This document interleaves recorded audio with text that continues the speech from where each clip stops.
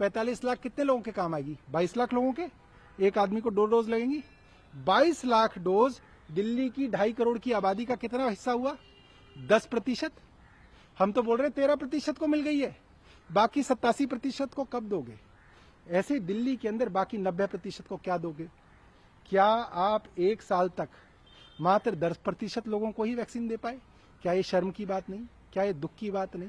क्या केंद्र सरकार को, जैसे बाकी देश कर रहे हैं, जहां पे अब 80% लोगों को लगभग वैक्सीन मिल चुकी है, जहां पे अब 12 साल से ऊपर बच्चों तक को वैक्सीन मिल रही है, वहां पे हम इतना पीछे हैं और अपनी पीठ थपथपा रहे हैं और हम कह रहे हैं कि साहब हमने तो दुनिया को वैक्सीन दे दी, वैक्सीन मैत्री कर ली। तो शब्दों में और आंकड़ों में संबित पात्रा ना फंसाएं। मैं मानता हूं कि अमेरिका से, यूनाइटेड किंगडम से सीधा मुकाबला करके बताएं कि उन्होंने कितनी जनसंख्या को दे दी और आपने कितनी जनसंख्या को दी। और जब आपके पास अपने ही लोगों के लिए पर्याप्त नहीं थी तो आपने 6.6 मिलियन वैक्सीन बाहर क्यों दे दी? किससे पूछकर दे दी? क्या आपने देश में किसी से पूछा? क्या आपने राहुल गांधी से पूछा? किसी विपक्षी दल का मजाक तब उड़ाया? आज आपने पूरे देश को इतने बड़े संकट में डाल दिया है और अभी भी आप अपनी गलती नहीं मान रहे हैं, मजाक उड़ा रहे हैं लोगों का। अब आप ये समझिए, ठेकेदारी ले ली केंद्र ने।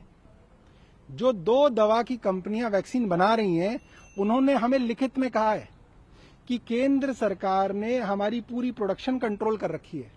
किसको देंगे, कैसे देंगे, केंद्र सरकार चला रही है। अब केंद्र सरकार ने जब ये ठेकेदारी ले ली कि वो इस वैक्सीन को या तो विदेश में भेजेंगे या किस राज्य में भेजेंगे, वो डिसाइड करेंगे। बाहर से भी अगर वैक्सीन आ सकती है तो वो केंद्र सरकार ही मंगा सकती है, राज्य सरकारें नहीं मंगा सकती। तो किससे कहेंगे हम फिर केंद्र सरकार से ही कहेंगे ना कि भाई आप पर्याप्त मात्रा में वैक्सीन नहीं दे रहे हैं। ये तो मतलब अजीब बात हो गई। आपने जिम्मेवारी ली, जबरदस्ती ली, और अब आप कह रहे हैं कि हमसे सवाल ना पूछे। सवाल तो आपसे ही पूछे जाएंगे। आपने डिजास्टर मैनेजमेंट एक्ट लगा के देश में राज्यों की सारे हक जो उन्हें संविधान में मिले थे वो आपने ले लिए स्वास्थ्य सेवाओं के।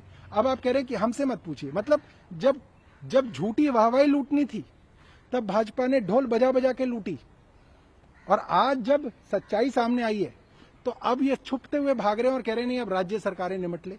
ये तो गलत है। सच्चाई तो देश के सामने आनी चाहिए।